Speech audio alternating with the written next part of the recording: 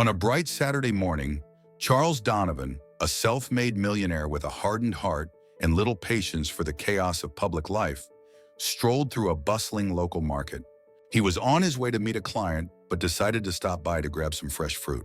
As he passed stalls filled with vibrant fabrics, aromatic spices, and the hum of life that he had long since disconnected from, a small voice cut through the noise. "Hey, mister!" A little girl, no older than 8, stood in front of him, her eyes wide and innocent, her dress faded but clean. "I know you. Your picture is in my mother's wallet." The words hit him like a punch to the gut. He froze mid-step, the blood draining from his face. "My picture?" Charles thought, frowning at the abs. He had no children, no wife, at least not anymore, and no connection to this girl or her mother. But something in the girl's eyes stopped him from brushing her off. Something familiar, something he couldn't place. "Who is your mother?" Charles asked, a tremor in his usually confident voice. The girl looked up at him, eyes glistening with curiosity. "Come, I'll show you." The millionaire was surprised by a little girl in a market who calls him and says, "I know you. Your photo is in my mother's wallet."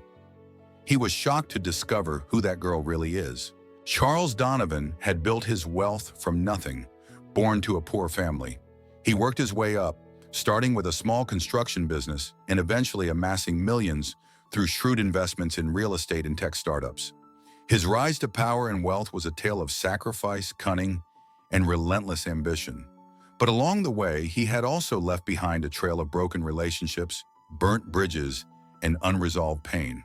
His marriage to Elise, the love of his life, had crumbled a decade ago, a casualty of his obsession with success. She had vanished from his life, taking with her the one thing that could have filled the hollow he felt inside, the child they never had. But there had been rumors, whispers. Elise had disappeared without a trace, and Charles, too absorbed in his empire, had never really searched for her. Now this girl, this stranger, was telling him that his picture was in her mother's wallet. It couldn't be Elise. It couldn't be his child. The market buzzed around him, but for Charles, time had slowed to a crawl. His heart raced as he followed the little girl through the narrow alleys of the market. She led him to a small, dilapidated apartment complex on the outskirts of the city, the kind of place Charles would never have set foot in. The girl skipped ahead of him, seemingly unaware of the storm brewing inside him. "Mom's inside," she said, pushing open the door to a tiny, dimly lit apartment. Inside, the apartment was sparse but tidy. A faint smell of lavender hung in the air, a scent Charles hadn't smelled in years. It was Elise's favorite. His heart pounded in his chest as he took a hesitant step inside. His eyes darted around, scanning the room for any sign of her, and then from the shadows of a narrow hallway, a woman appeared. Charles felt as though the floor had dropped out from under him. It was Elise. But she was not the Elise he remembered. Time had etched lines into her once flawless skin, and there was a tiredness in her eyes that hadn't been there before. But it was her, the same woman who had vanished from his life without a word. "Charles," she said softly, her voice laced with a mixture of surprise and fear. "What are you doing here?" I... He struggled to form a coherent sentence, his mind racing with 1,000 questions. "Your daughter," she said. Elise glanced at the little girl who had taken a seat on the worn-out sofa, playing with a stuffed bear. "Sophie, why don't you go to your room for a bit, sweetheart?" Sophie nodded and disappeared down the hall, leaving Charles and Elise alone in the suffocating silence. "Is she..." Charles began, his throat tight. "Is she mine?" Elise looked away, her hands trembling slightly. "No," she whispered. Relief washed over Charles, but it was quickly replaced by confusion. "Then why does she have my picture? Why does she know who I am?" Elise sighed, sinking into a chair as if the weight of the world was pressing down on her. "Because I told her about you. I told her you were someone important to me, someone from my past. I didn't want her to think she didn't have a father figure. I didn't want her to feel like she was abandoned." Charles stared at her, his mind reeling. "So you lied to her? You made her believe I was her father?" "I didn't lie," Elise said, her voice trembling with emotion. I didn't tell her the whole truth." Charles felt a surge of anger rising in his chest. "What truth, Elise? What the hell is going on here?" Elise took a deep breath, her eyes filling with tears. Sophie's father, he left us when she was just a baby. He was abusive, Charles. He hurt me. He hurt us. I had to leave.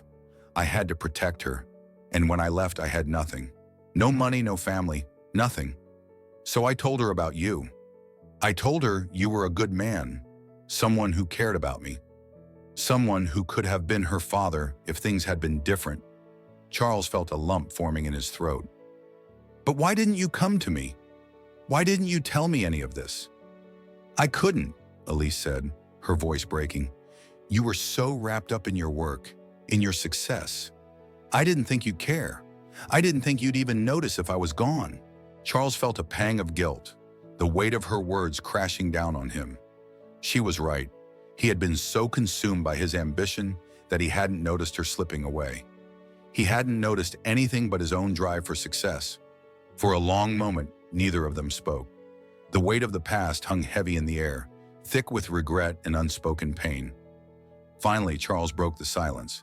I'm sorry, he said, his voice barely above a whisper. I should have been there for you. I should have. Elise shook her head, wiping away her tears. It's not your fault, Charles. We both made choices.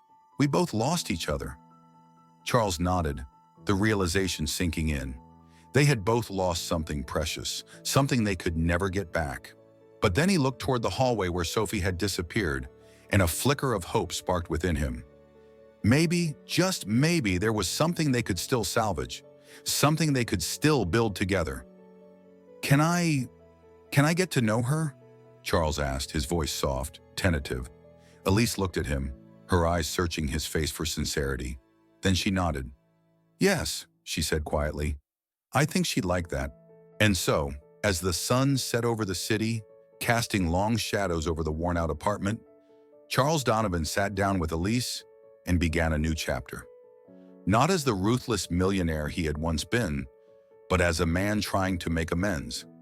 A man trying to connect with the family he never knew he needed. The road ahead wouldn't be easy. There would be challenges, conflicts, and moments of doubt. But for the first time in years, Charles felt something he hadn't felt in a long time. Hope. As Sophie emerged from her room, smiling shyly at him, Charles smiled back, his heart swelling with a warmth he thought he had long since lost. Perhaps, in the end, it wasn't wealth or success that defined a man. Perhaps it was the people he cared for, the people who, despite everything, still found a place for him in their hearts. And as he sat there, surrounded by the remnants of a life he had once known, Charles Donovan realized that maybe, just maybe, he had finally found his way home.